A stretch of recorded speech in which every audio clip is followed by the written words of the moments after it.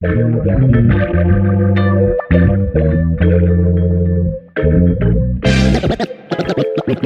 begin.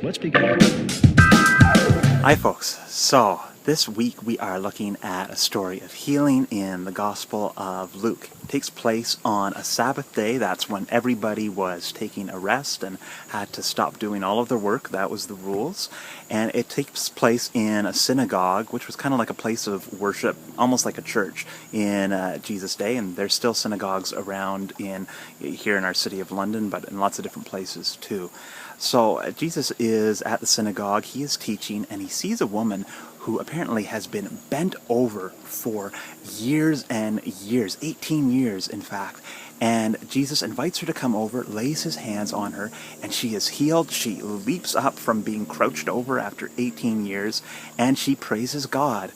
Now, there are a few people who are in charge of keeping all the rules for the Sabbath, and they are not happy about this. And they say, Jesus, you could have healed her on the 6 other days of the week. Why did you have to heal her on the Sabbath day when we're supposed to be resting? And Jesus says, guys, you are being hypocrites.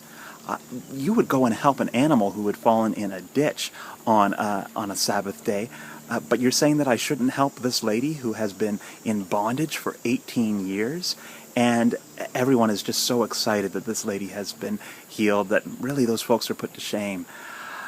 Folks, I have to admit, I'm a person who a lot of the time likes to check in our United Church manual about the different rules and regulations and things like that. And so sometimes stories like this are a little bit scary for me because you see the ways that God is doing healing work through Christ in ways that are outside of the rules and outside of the norms that we would expect. But in some ways, this kind of makes sense because really all of the rules and laws that we make up, whether it's in the church or in our society, are to some extent made by human beings.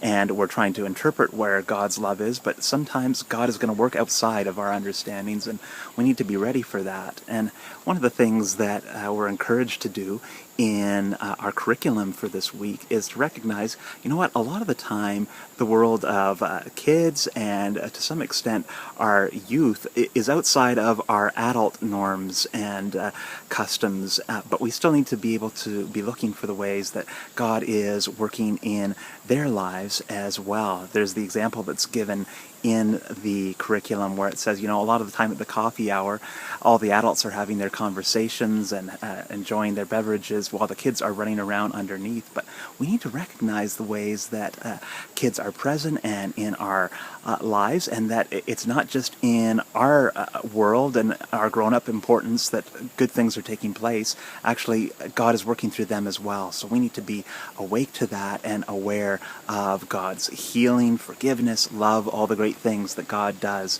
in all parts of the world, not just in the customary ones that we're used to. So folks, I hope that this has been helpful for you this week.